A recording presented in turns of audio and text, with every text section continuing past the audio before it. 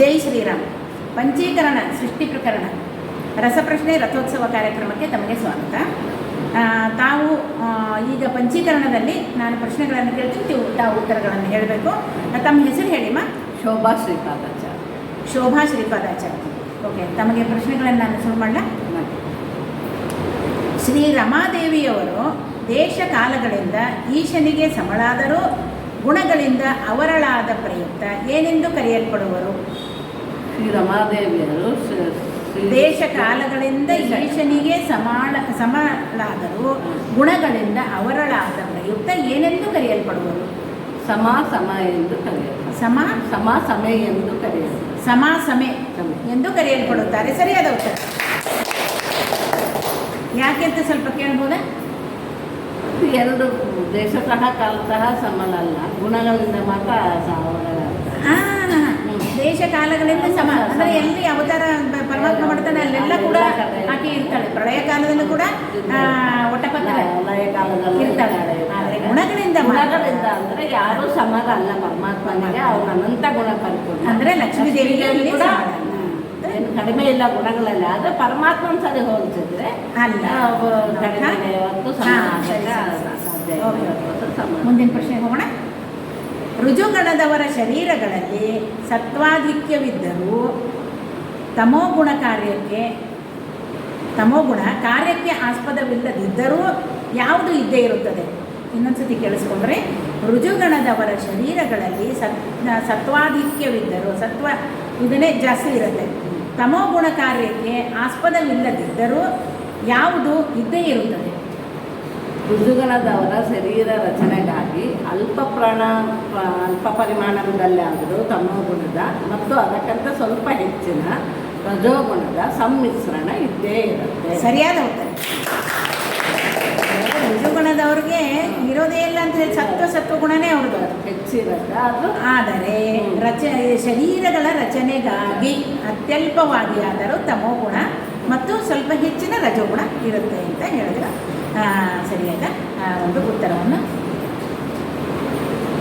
ಮಧ್ವರಾಯನೇ ಸರ್ವಜ್ಞ ಶ್ರೇಷ್ಠನೇ, ಮಧ್ವರಾಯನೇ ಸರ್ವಜ್ಞ ಶ್ರೇಷ್ಠನೇ, ಅದ್ವೈತವ ಗೆದ್ದು ಪುರಂದರ ವಿಠಲನ ಮುಂದೆ ನಿಂತವನೇ, ಅದ್ವೈತವ ಗೆದ್ದು ಪುರಂದರ ವಿಠಲನ ಮುಂದೆ ನಿಂತವನೇ, ಸಾರಿ ಬಂದನೇ ಪ್ರಾಣೇಶ ಬಂದನೇ, ಸಾರಿ ಬಂದು ಲಂಕಾಪುರವ ಮೀರಿದ ರಾವಣನ ಕಂಡು ತೀರನು ವೈಯಾರದಿಂದ ಸಾರಿ ಬಂದನೇ, ಪ್ರಾಣೇಶ ಬಂದನೇ, ಪ್ರಾಣೇಶ ಬಂದನೇ, ಪ್ರಾಣೇಶ ಬಂದನೇ. ಮಹಾನ್ ಭಾವರು. ಮೂರನೇ ಒಂದು ಪ್ರಶ್ನೆಗೆ ತಮಗೆ ಬರ್ತಾ ಇದ್ದೀನಿ. ಸುಮೇರುವಿಗೆ ಸುತ್ತ ಶೋಭಿಸುತ್ತಿದ್ದಕೋ, ಸುಮೇರುವಿಗೆ ಸುತ್ತ ಶೋಭಿಸುತ್ತಿದ್ದಕೋ ಎಂಬ ದಾಸನ ನುಡಿಯು ಯಾವ ಪರ್ವತಗಳ ವಿಷಯವಾಗಿ ಇರುವುದು? ಹರಿಶ್ರೀಣ ಪರ್ವತಗಳ ವಿಷಯವಾಗಿ ಇರುವುದು. ಹೇಳಿ ಇನ್ನೊಂದ್ಸಲಿ. ಹರಿಶ್ರೀಣ ಪರ್ವತಗಳ ಪರಿಸ್ತೀರ್ಣ ಪರ್ವತಗಳ ವಿಷಯವಾಗಿ. ಸರಿಯಾದ ಉತ್ತರ.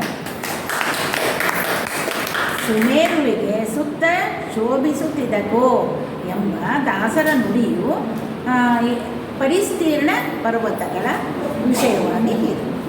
ಮುಂದಿನ ಪ್ರಶ್ನೆಗೆ ಹೋಗ್ಲಾ. 1,00,000 ಯೋಜನ ವಿಸ್ತಾರದ ಲವಣ ಸಾಗರದಲ್ಲಿ ಎಷ್ಟು ಮುಖ್ಯವಾದ ಉಪದ್ವೀಪಗಳು ಇರುತ್ತವೆ? 1,00,000 ಯೋಜನ ವಿಸ್ತಾರವಾದ ಲವಣ ಸಾಗರದಲ್ಲಿ ಎಷ್ಟು ಮುಖ್ಯವಾದ ಉಪದ್ವೀಪಗಳು ಇರುತ್ತವೆ? 8 ಮುಖ್ಯವಾದ ಉಪದ್ವೀಪಗಳು ಇರುತ್ತವೆ. 8 ಸರಿಯಾದ ಉತ್ತರ. 8 ಉಪದ್ವೀಪಗಳು ಇರುತ್ತವೆ. ಇನ್ನು ಕೊನೆ ಪ್ರಶ್ನೆ ತಮಗೆ. ಶ್ರೋತ್ರಾಭಿಮಾನಿ ಕಿವಿ ಜ್ಞಾನೇಂದ್ರಿಯ, ಶ್ರೋತ್ರಾಭಿಮಾನಿ ಅಂತರ್ಗತ ಭಗವದ್ರೂಪ ಸ್ಮರಣೆ ಮಾಡಿರಿ. ಶ್ರೋತ್ರಾಭಿಮಾನಿ ಅಂತರ್ಗತ ಭಗವದ್ರೂಪ ಸ್ಮರಣೆ ಮಾಡಿರಿ. ಪತ್ನಿ ಸಮೇತ ದಿಗ್ದೇವತಾಂತರ್ಗತ, ಪಾರ್ವತೀಪತಿ ರುದ್ರಾಂತರ್ಗತ, ಭಾರತೀರಮಣ ಮುಖ್ಯ ಪ್ರಾಣಾಂತರ್ಗತ, ಪದ್ಮಿನಿ ಶ್ರೀ ವಿಷ್ಣು ಅಭಿನ್ನ, ಪದ್ಮಿನಿ ಶ್ರೀ ವಿಷ್ಣು ಅಭಿನ್ನ ಪದ್ಮಿನೀಪತಿ ಪದ್ಮಿನಿ ಪತಿ ಶ್ರೀ ವಿಷ್ಣು ಅಭಿನ್ನ ಶ್ರೀ ಲಕ್ಷ್ಮೀ ಹಯಗ್ರೀವಾಯ ನಮಃ.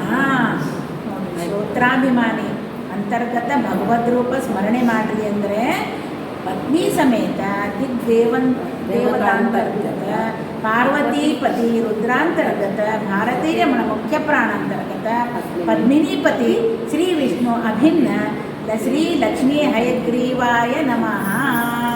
ಈ ಒಂದು ಕಾರ್ಯಕ್ರಮದಲ್ಲಿ ಮುಖ್ಯವಾಗಿ ನೋಡಿದ್ರೆ ಕೊನೆಗೆ ಶ್ರೀ ಲಕ್ಷ್ಮೀ ಹಯಗ್ರೀವಾಯ ನಮಃ ಅಂದರೆ ಮಹಾಪುಣ್ಯ ವಾದಿರಾಜರ ಅನುಗ್ರಹ ಆಗುತ್ತೆ.